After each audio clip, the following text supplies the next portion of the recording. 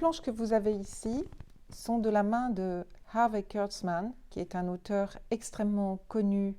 dans le monde de la bande dessinée, qui a eu une très très profonde influence sur les générations des années 50 jusqu'à aujourd'hui d'ailleurs, et qui est surtout connu pour son œuvre satirique. Kurtzman a travaillé dans toutes sortes et pour toutes sortes de magazines, ce qui lui a permis d'assez bien gagner sa vie. Et il a aussi travaillé auparavant pour beaucoup de comic books, notamment des comic books sur la guerre ou même des romances sentimentales. Mais son œuvre se révèle à partir de 1952 comme dotée d'une puissance satirique sans égale, puisqu'en 1952, il va fonder le magazine Mad et qu'il le quittera d'ailleurs en 1956 suite à des contraintes de format qui ne lui conviennent plus. Et en 1959, Kurtzman publie The Jungle Book, et plus exactement, cela s'appelle Harvey Kurtzman's Jungle Book,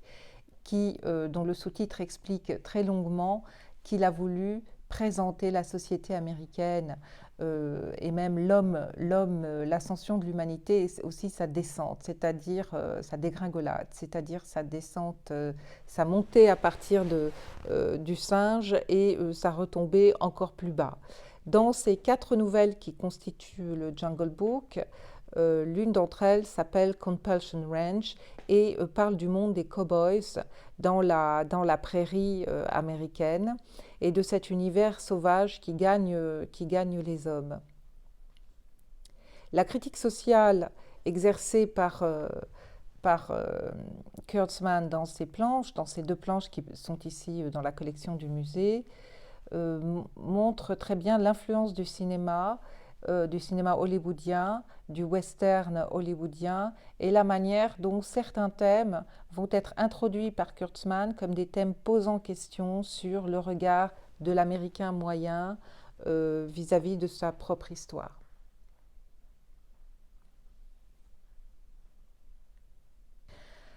L'art de Kurtzman va se révéler particulièrement fort dans ses œuvres qu'il va réaliser seul pour son recueil de Jungle Book. Ce sont donc, je l'ai dit, 4 histoires, 4 nouvelles graphiques qui présentent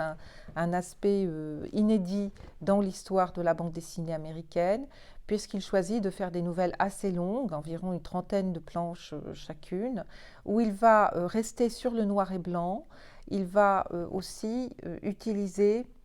un lettrage qu'il a caractérisé, pour lequel il est particulièrement doué. C'est un très très grand lettreur et il va créer des bulles de dialogue particulièrement fortes et empreintes de la langue américaine parlée par les cow-boys dans la prairie. L'autre aspect également qu'il faut souligner dans l'œuvre de Kurtzman et qui apparaît très très fortement dans les 4 nouvelles de Jungle Book, y compris dans Compulsion Ranch, c'est, je le disais tout à l'heure, la critique de la société qui s'appuie en fait sur des regards aussi d'écrivains tels que William Faulkner ou alors Tennessee Williams, ou même d'une façon plus récente et surtout pour la 4e nouvelle qui s'appelle Décadence. L'ouvrage dont il est question, donc, de Jungle Book, a été d'abord publié, et c'était un fait aussi inédit dans l'histoire de la bande dessinée américaine, sous forme de livre de poche, c'est-à-dire un livre souple, qui a été distribué par le Ballantine Books, par l'éditeur Ballantine Books, pour le gros marché de consommation. Donc ce livre est vraiment dans un format qui fait franchir à la bande dessinée un nouveau pas dans l'accès à un public beaucoup plus large. Je le disais, il est composé de 4 nouvelles et il a été traduit en français. Vous pouvez donc le lire en français sous différents titres, notamment vous trouverez le Jungle Book ou alors vous trouverez C'est la jungle, qui